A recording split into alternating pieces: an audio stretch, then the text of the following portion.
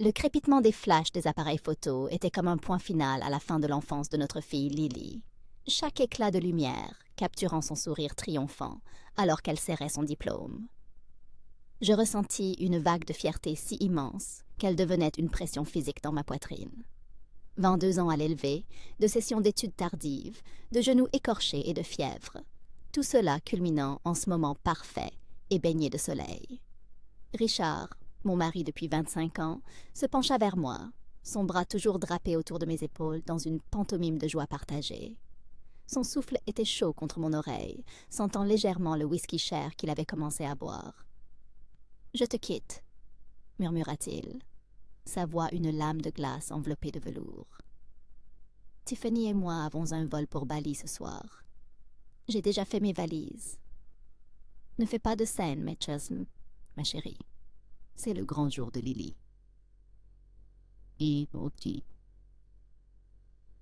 Et maintenant, s'il vous plaît, arrêtez la vidéo et abonnez-vous à notre chaîne.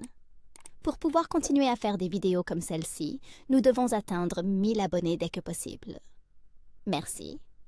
Tout avait commencé 6 mois plus tôt, non pas avec un grand fracas, mais avec une série de glissements silencieux, presque imperceptibles, dans les plaques tectoniques de notre mariage. Les nuits tardives au bureau devinrent plus fréquentes, expliquées par un désinvolte. Gros projet, tu sais ce que c'est.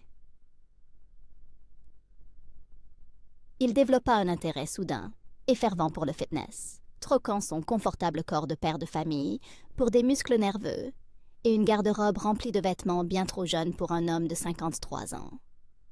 Puis, il y eut l'odeur. Un parfum floral écœurant de douceur qui s'accrochait à ses costumes comme un fantôme. Une odeur que je savais ne pas être la mienne.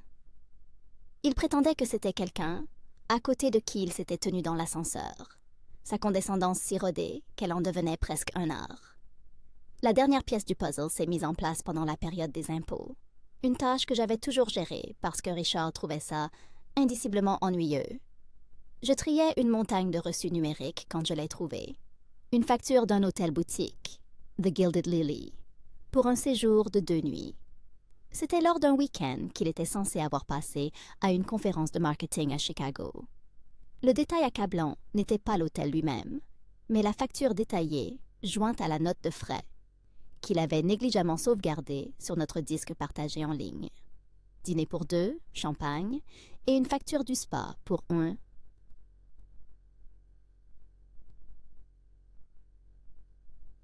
Massage pour couple. Le nom sur la 2e réservation au spa était Tiffany Dubois, sa nouvelle assistante de direction de 24 ans. Il y eut un moment de choc pur et glacial, un silence si profond que le monde semblait s'être arrêté de tourner. Le chagrin était une chose physique, un poids écrasant qui menaçait de me faire sombrer.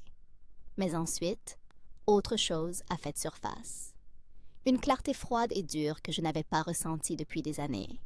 J'avais passé 2 décennies à être l'épouse de soutien, la mère patiente, la femme qui avait discrètement mis de côté sa propre brillante carrière en finance d'entreprise pour construire un foyer et une famille. Il avait pris mon soutien pour de la faiblesse, ma patience pour de la passivité. Il avait oublié qui j'étais avant de devenir sa femme. Je fermais l'ordinateur portable, mes mains stables. Les larmes ne viendraient pas. Au lieu de cela, je pris mon téléphone et appelai ma sœur, Clara. « Il me trompe. »« Clara, dis-je, ma voix dénuée d'émotion. Il est temps de se mettre au travail. » Sa réponse fut immédiate et exactement ce dont j'avais besoin. « Je libère mon emploi du temps.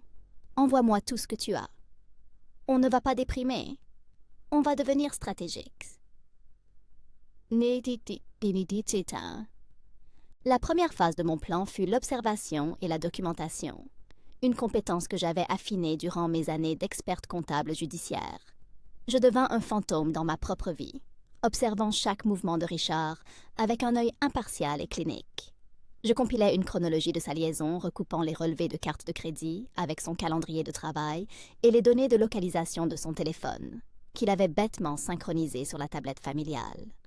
Chaque mensonge, chaque dîner d'affaires inventé, chaque urgence nocturne.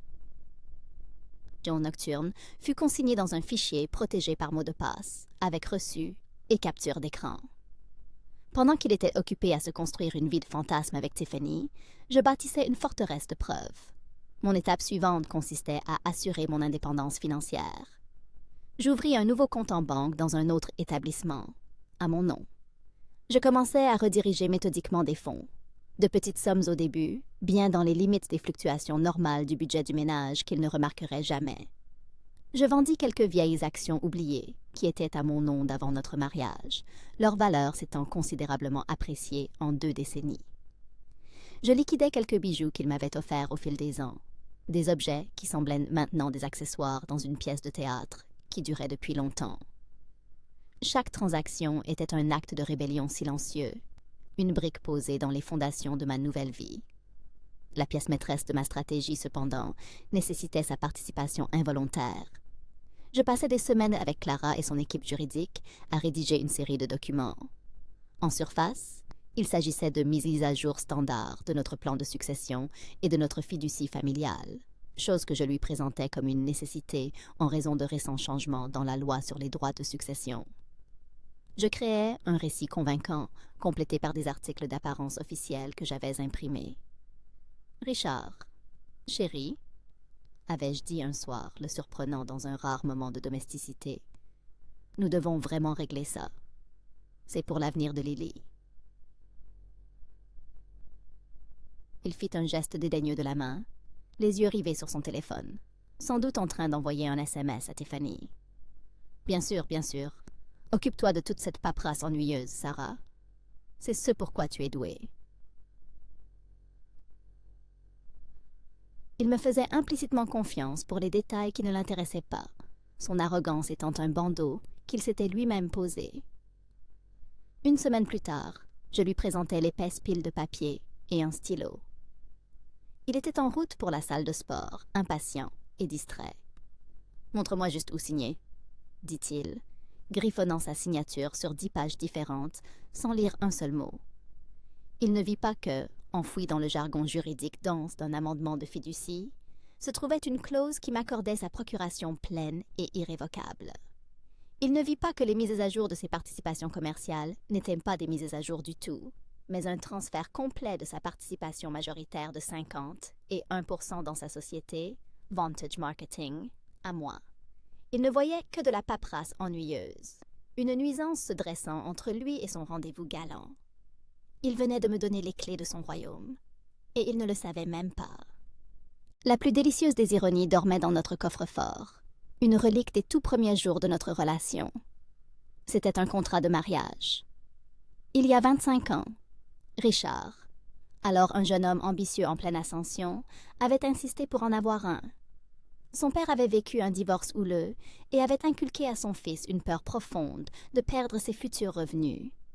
Moi, jeune femme amoureuse avec ma propre carrière prometteuse, avais été profondément blessée par la demande, mais je l'avais signée, y voyant un témoignage de ses angoisses plutôt qu'un jugement sur ma personne. Maintenant, ce document était sur le point de devenir ma plus grande arme. Je le récupérais à la banque un mardi après-midi, le métal froid du coffre me faisant l'effet d'un coffre au trésor. De retour au bureau de Clara, nous étalâmes le document vieillissant sur son bureau en acajou. Et c'était là, noir sur blanc, la clause 8B, la clause d'infidélité. Dans son arrogance juvénile, convaincu qu'il serait celui qui serait lésé, Richard avait insisté sur une stipulation particulièrement punitive. Elle stipulait qu'en cas d'adultère prouvé par l'une ou l'autre des parties, la partie lésée aurait droit à 75% de tous les biens matrimoniaux, y compris toute entreprise fondée pendant le mariage, les 25% restants devant être placés dans une fiducie pour les enfants éventuels. Il l'avait créée pour se protéger d'une hypothétique croqueuse de diamants, n'imaginant pas un seul instant qu'il deviendrait le coureur de jupons. « Il a complètement oublié que ça existe, n'est-ce pas ?» dit Clara, un lent sourire prédateur s'étalant sur son visage. « Mis à 100%, répondis-je. Il pense que le contrat de mariage le protège. » Pour consolider ma position, j'engageai un détective privé discret, un ancien inspecteur de police recommandé par Clara. Je n'avais pas besoin d'épreuves pour ma propre tranquillité d'esprit. J'en avais en abondance. J'en avais besoin pour qu'elles soient en béton, irréfutables et juridiquement inattaquables. Le détective, un homme tranquille nommé Miller, fut d'une efficacité redoutable. En 2 semaines, j'avais un dossier contenant des photographies haute résolution de Richard et Tiffany entrant main dans la main à l'hôtel Gilded Lily, des images d'eux s'embrassant dans sa voiture, et même un enregistrement de lui au téléphone, promettant à elle un avenir financé par les actifs qu'il croyait être uniquement les siens. Le piège était maintenant entièrement construit. Chaque charnière était huilée, chaque ressort était tendu. Il ne restait plus qu'à ce que la cible arrogante et sans méfiance y entre. Les plus grands actifs étaient la maison et l'entreprise, les piliers jumeaux de la vie que Richard croyait contrôler. Il était immensément fier de Vantage Marketing, la société qu'il avait bâtie de toutes pièces. Ce qu'il oubliait commodément, et ce que j'avais les papiers pour le prouver, c'est que le capital de départ de 50 000 $ provenait de notre compte d'épargne joint, un compte qui contenait l'intégralité de mes propres économies prénuptiales. Mon nom figurait sur les statuts originaux de la société en tant que partenaire fondatrice, une formalité qu'il avait écartée à l'époque, mais qui, selon Clara, était juridiquement significative. Les documents qu'il avait si négligemment signés quelques mois auparavant étaient le coup de maître. Déguisés en un transfert de routine d'actifs dans la fiducie familiale pour des raisons d'efficacité fiscale, ils étaient en fait un transfert juridiquement contraignant de ses parts majoritaires directement à moi. Il avait de fait signé la cession de sa propre entreprise. Le conseil d'administration, qui se composait auparavant de lui, de son partenaire de golf et d'un comptable passif, avait maintenant une nouvelle composition. J'avais utilisé ma nouvelle autorité pour convoquer une réunion d'urgence, par email bien sûr, et j'avais voté pour un nouveau conseil. Moi-même, Clara, et un ancien collègue de confiance de mes jours dans la finance. Notre premier ordre du jour avait été de rédiger une lettre de licenciement pour le PDG, Richard Price, invoquant une faute grave et un détournement de fonds de l'entreprise, en référence à ses dépenses somptuaires pour Tiffany. Le deuxième pilier était notre maison, une belle maison coloniale de 4 chambres que nous avions achetée il y a 15 ans. C'était plus qu'une maison, c'était là que nous avions élevé Lily, un dépositaire de notre grande histoire commune. Mais le sentimentalisme était un luxe que je ne pouvais plus me permettre. En utilisant la procuration qu'il m'avait si gracieusement accordée, j'avais contacté un agent immobilier 2 mois auparavant. La maison fut mise en vente en privé, hors marché, pour éviter toute chance que Richard la voie en ligne. Toute la correspondance était envoyée à une boîte postale que j'avais ouverte à cet effet. Nous avons rapidement trouvé un acheteur, une charmante famille désireuse d'être dans le secteur scolaire. La date de clôture fut fixée au lendemain de la remise des diplômes de Lily. Chaque pièce du plan était conçue pour exploser simultanément. Une démolition contrôlée de la vie qu'il pensait si habilement fuir. Il s'imaginait partir avec tout, me laissant avec un cœur brisé et un nid vide. Il n'avait aucune idée qu'il était sur le point de se retrouver avec absolument rien. Il me voyait comme la gardienne du foyer, la gestionnaire des détails domestiques. Il n'a jamais soupçonné que pendant qu'il planifiait son évasion, je planifiais ma libération. Nous revoici dans les instants qui suivent la cérémonie de remise des diplômes, l'air chargé du parfum des roses et de vérité tacite. Alors que Richard me livrait son cruel murmure, un étrange sentiment de calme m'envahit. La douleur avait été traitée des mois auparavant, consumée pour révéler un noyau d'acier froid et dur. Je n'ai pas pleuré, je n'ai pas eu le souffle coupé. Je me suis simplement tournée vers lui, un petit sourire entendu se dessinant sur mes lèvres, et j'ai dit « D'accord, Richard ». La réaction n'était pas celle à laquelle il s'attendait. Une lueur de confusion traversa son visage, avant d'être remplacée par sa certitude suffisante habituelle. Il pensait que j'étais sous le choc, que tout le poids de sa proclamation n'avait pas encore atterri. Nous avons posé pour des photos avec Lily, mon bras enlacé au sien, sa main reposant maladroitement sur mon dos. Lily, toujours ma fille, était extraordinairement perspicace. Elle m'a lancé un regard interrogateur, le front plissé d'inquiétude. Je lui fis un minuscule signe de tête, presque imperceptible, un message silencieux qui disait « Je vais bien. Tout est sous contrôle. » Le trajet en voiture jusqu'à la maison fut une symphonie de silence. Richard conduisait, tapotant ses doigts sur le volant, fredonnant légèrement faux. Il rayonnait d'une aura d'autosatisfaction, un homme qui croyait venir d'exécuter un coup d'État sans faille. Il attendait que le barrage cède, que les larmes et les accusations commencent. Il voulait une scène. Il voulait jouer le rôle du mari qui a longtemps souffert et qui se libère enfin de sa vie terne et conventionnelle. Mais je ne lui ai rien donné. Je regardais simplement par la fenêtre, observant le paysage familier de la banlieue défiler. Mon esprit un espace calme et ordonné où chaque variable avait été prise en compte. Mon calme était un élément étranger dans son scénario, et cela commençait à le déconcerter. Lorsque nous nous sommes garés dans l'allée, il a coupé le moteur et a finalement parlé. « Eh bien, » dit-il, sa voix dégoulinant d'une fausse sympathie, « je suppose que nous devrions parler. » J'ai détaché ma ceinture de sécurité. « Il n'y a rien à dire, Richard, » dis-je, ma voix égale et froide. « Tu as pris ta décision. » Je suis sortie de la voiture et me suis dirigée vers la porte d'entrée, le laissant momentanément sans voix. Il voulait un troisième acte dramatique. Il n'avait aucune idée que la pièce était déjà terminée et qu'il était le seul à ne pas en avoir lu la fin. Nous sommes entrés dans la maison, l'odeur familière de cire au citron et de vieux livres nous accueillant. « Je vais juste prendre mes valises », annonça Richard avec un air de finalité théâtrale, se dirigeant vers les escaliers. « Elles sont dans mon placard. » Je l'ai suivi dans le hall et j'ai attendu. Quelques instants plus tard, un cri de pure confusion retentit de notre chambre. « Sarah, où sont mes vêtements? Où sont mes valises? » Il réapparut en haut des escaliers, le visage un masque de stupéfaction. Ses bagages de marque parfaitement faits avaient disparu. Tout son côté du dressing était vide, à l'exception de quelques cintres égarés. « Oh, ça !» dis-je, examinant mes ongles avec une indifférence feinte. « Les ai donnés. » Il y a une merveilleuse œuvre de charité qui aide les hommes qui se retrouvent soudainement sans domicile ni emploi. J'ai pensé que c'était une cause appropriée. Sa mâchoire tomba. La suffisance s'évaporait, remplacée par une vague de colère montante. « Tu as fait quoi? Tu ne peux pas faire ça. C'est ma propriété. » Avant qu'il ne puisse continuer sa tirade, la sonnette retentit. J'allais ouvrir et découvrir un couple souriant d'une quarantaine d'années, tenant une bouteille de champagne, à côté d'une femme que je reconnus comme étant Susan, l'agent immobilier. « Ça, félicitations, » dit Susan vivement. « Les Miller sont tellement excités de faire leur visite finale. » Je souris chaleureusement. « David, Karen, bienvenue.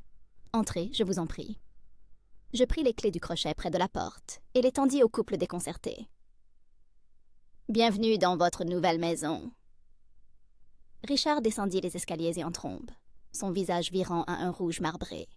« Qu'est-ce qui se passe ici? Nouvelle maison? »« Sarah, qu'as-tu fait? » beugla-t-il, ignorant complètement la famille stupéfaite qui se tenait maintenant dans son couloir. Je me tournai vers lui, ma voix aussi calme qu'un lac gelé. « J'ai vendu la maison, Richard. La vente a été conclue ce matin. » Il rit, un son rauque et incrédule. « Tu ne peux pas vendre la maison sans ma signature. C'est impossible. » Je sortis de mon sac à main un document plié, une copie de la procuration. « Tu te souviens d'avoir signé des documents de planification successorale il y a quelques mois? » demandai-je doucement. « Ceux que tu n'as pas pris la peine de lire.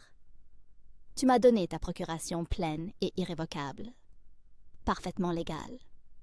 Les bénéfices de la vente, au fait, ont été déposés sur un compte auquel tu n'as pas accès. » La couleur quitta son visage, alors que les Miller et leur agent immobilier reculaient lentement vers la porte, marmonnant des excuses. Ils commençaient enfin à comprendre que ce n'était pas la scène qu'il avait prévue. Les cris commencèrent d'un pour de bon dès que la porte d'entrée se referma derrière l'agent immobilier et les nouveaux propriétaires. C'était un son rauque et guttural de rage impuissante. « Tu te crois si maligne, n'est-ce pas? » gronda-t-il, le visage déformé. « Très bien, tu peux avoir la maison. Je vais vider chacun de nos comptes. Je te laisserai sans rien. Tu me supplieras pour de l'argent d'ici 1 mois. » Il sortit son téléphone, ses doigts tapotant furieusement sur l'écran, alors qu'il se connectait à notre compte bancaire joint. J'attendis simplement, observatrice silencieuse de son autodestruction. La fureur sur son visage se fondit lentement en confusion, puis en incrédulité. Qu'est-ce que c'est? Où est tout l'argent? Il n'y a que 700 $ ici. Il leva les yeux vers moi, ses yeux écarquillés par une horreur naissante. C'est exact, dis-je, ma voix calme et précise. Maintenant, j'aimerais attirer ton attention sur notre contrat de mariage. Plus précisément, la clause Whitby, la clause d'infidélité. Tu t'en souviens, bien Richard? Celle sur laquelle tu as insisté? Elle stipule qu'en cas d'adultère prouvé, la partie lésée, c'est-à-dire moi, a droit à 75% de tous les biens matrimoniaux. Le reste va dans une fiducie pour Lily. Étant donné que tu as si commodément annoncé ta liaison avec Tiffany lors d'un événement public et que j'ai un dossier plutôt complet de tes activités des 6 derniers mois, je pense que la partie « prouvée » est bel et bien couverte. Je laissais les mots flotter dans l'air. Chacun un coup de marteau contre la façade croulante de son arrogance. Mais je n'avais pas fini. Ce n'était que l'apéritif. « Mais ne t'inquiète pas pour l'argent, Richard, » continuai-je, en me dirigeant vers le bureau en acajou dans le coin de la pièce. Je pris un épais dossier relié en cuir. « Nous devons parler de ton entreprise. » J'ouvris le dossier et fis glisser un document d'apparence familière sur le bois poli vers lui. C'était le plan de succession qu'il avait signé. J'avais surligné les passages pertinents. Tu m'as cédé tes parts majoritaires dans Vantage Marketing il y a 3 mois. Tu les as transférées dans la fiducie familiale et en tant que fiduciaire, je les contrôle. En tant que nouvel actionnaire majoritaire, j'ai convoqué une réunion du conseil d'administration ce matin.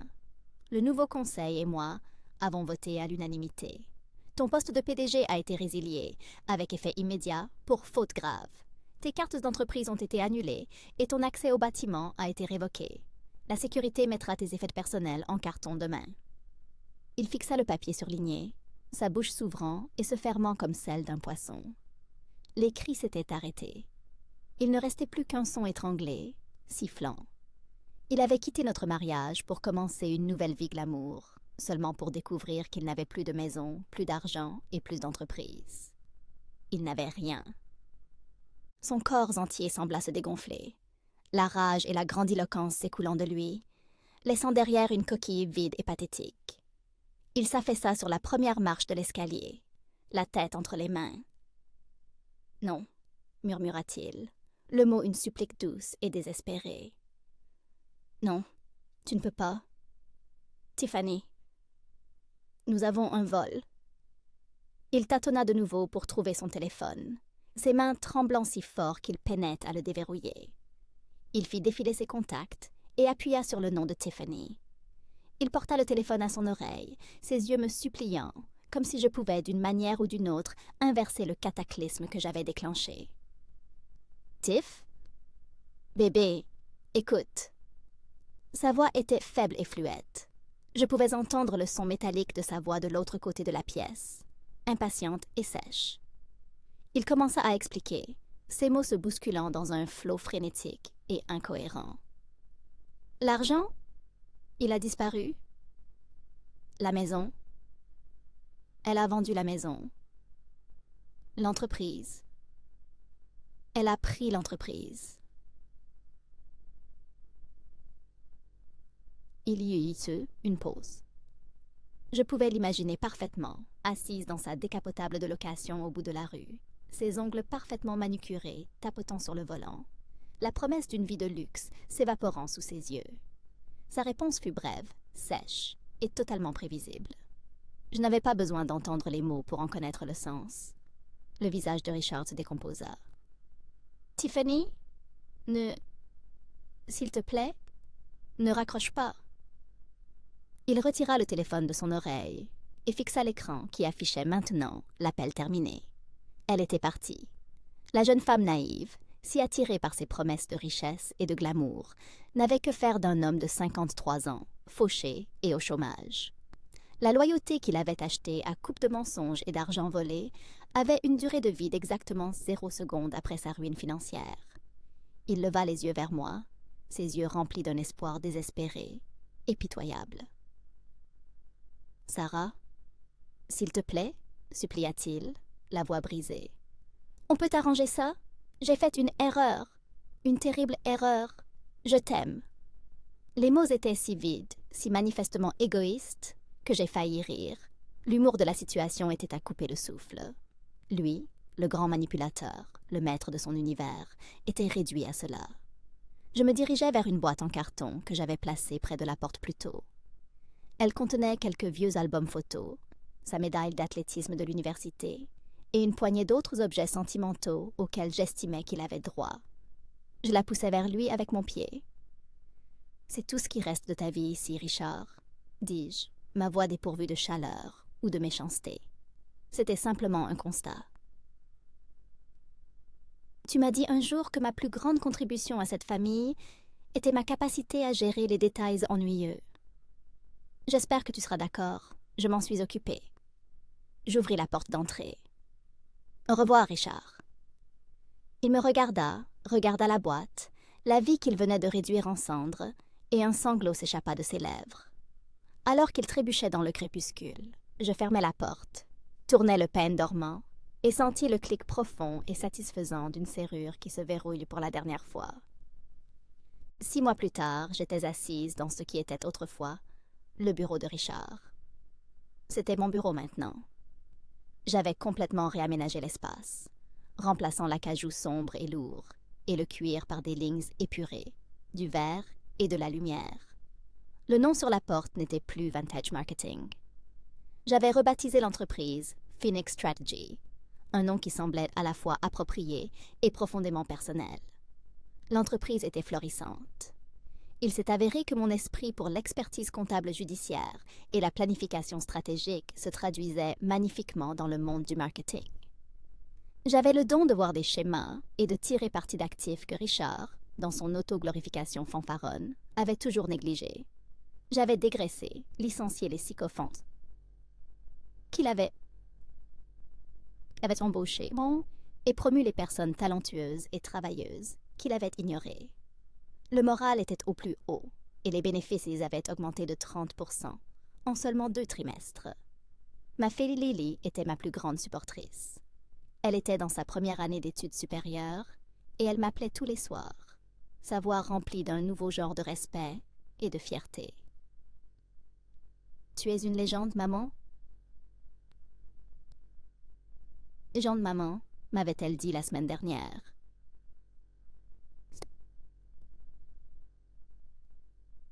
Une icône absolue.